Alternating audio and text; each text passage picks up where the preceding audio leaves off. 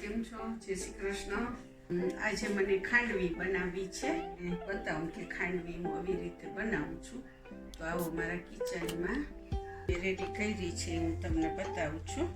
આ ચણાનો લોટ છે, આ હળદર છે, વઘાર માટે રાઈ જીરું છે, તેલ છે, હિંગ છે, મરચાંની પેસ્ટ છે, તલ છે, કોથમરી અને એક મરચું, આ દહીં છે અને આ પાણી છે.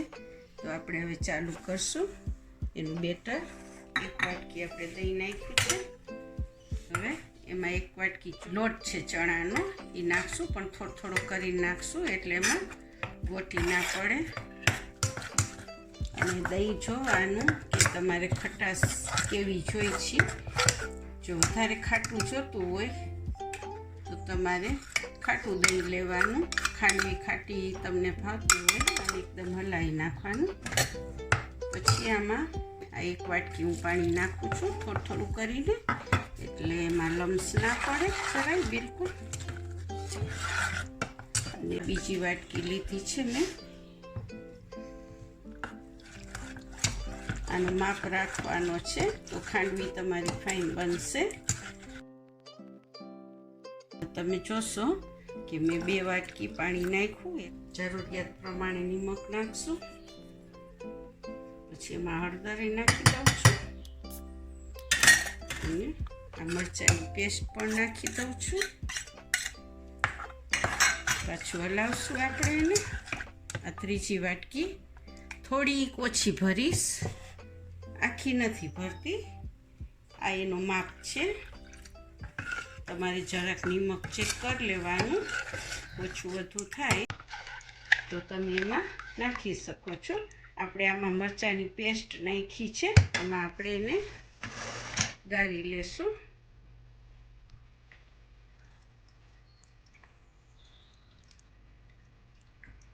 તીખાશ એમાં આવી જાય. તીખી હોય તો ફાઇન લાગે. ઓલું સાવ ચણાનો લોટ ને દહીંમાં મોરી લાવે. આપણે એને ગેસ ઉપર મૂકશું. પહેલાં ગેસ ફાસ રાખવાનો, તો એને હલાવતું જવાનું, સખત હલાવવાનું, કન્ટિન્યુ ચાલુ જ રાખવાનું છે બેટરને. તમે જોઈ શકો છો મેં કે સાવ સ્લો રાખીને 5 મિનિટ ખીરું પકાવ્યું છે. ચણાનો લોટ કાચો બિલકુલ ના રહે અને કન્ટિન્યુ સખત 15 મિનિટ જેવું ટાઈમ લાગે છે. તો તમારે સખત ચલાવતું રહેવાનું, એમાં ગોટી ના પડે, ગાંઠા ના પડે અને લોટ એકદમ પાકે. તમે જોઈ શકો છો હવે થોડો ઘાટો થવા માંડ્યો છે, નીચે બેસે નહીં એના માટે. 5 મિનિટ મેં સાવ લો ગેસ ઉપર પકાવ્યું છે. તમે જોઈ શકો છો બેટર આપણું જાડું થવા માંડ્યું છે. હવે આપણે હમણાં થોડીક વારમાં ખાંડવીનું બેટર રેડી થઈ જશે. જરાય લમ્સ ના પડવા જોઈએ.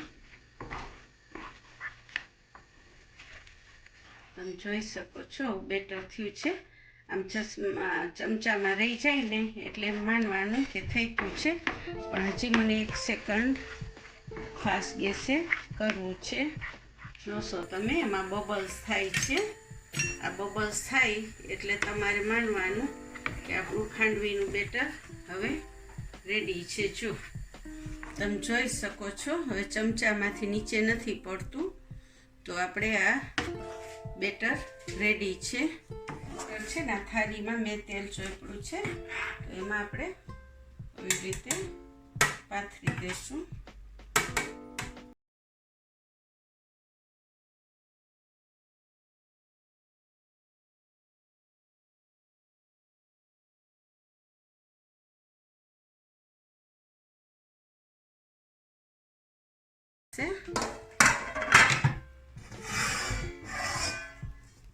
ખાંડવીને પાથરી દીધી છે, તમે જોઈ શકશો.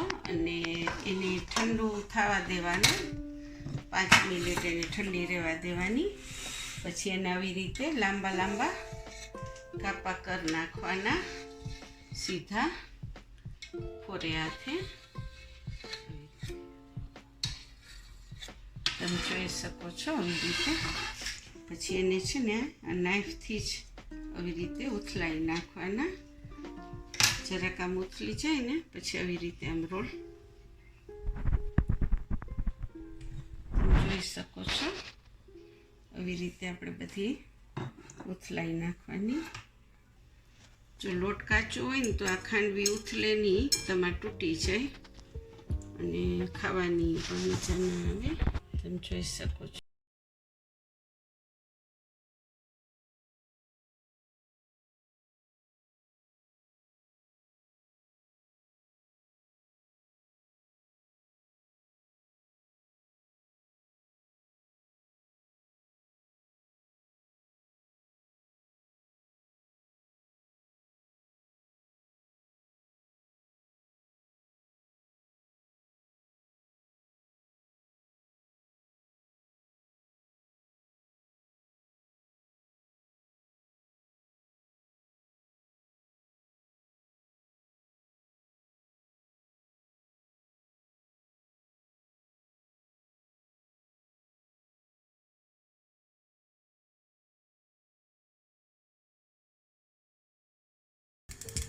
પછી એમાં જશે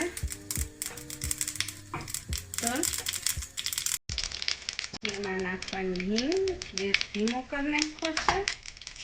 અને આ લીમડો, આ લીલા મરચાં આપણે ખાંડવી ઉપર વઘાર નાખશું.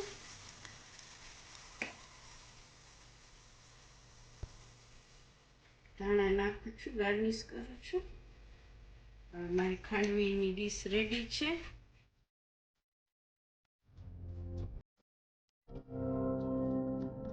મારી આ ખાંડવીની પ્લેટ રેડી છે, ડીશ રેડી છે.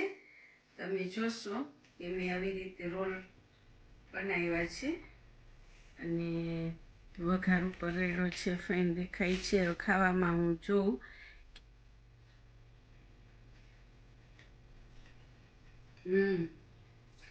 દહીં મીડિયમ ખાટું હતું તો બહુ જ ફાઇન ટેસ્ટી થઈ છે. જામનગરનું માંડવી ટાવર મને યાદ આવી ગયું, તો મેં કીધું હું એક પ્લેટમાં ખાંડવી ટાવર બનાવી દઉં.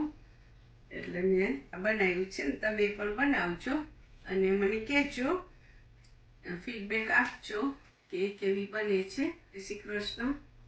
Okay, by.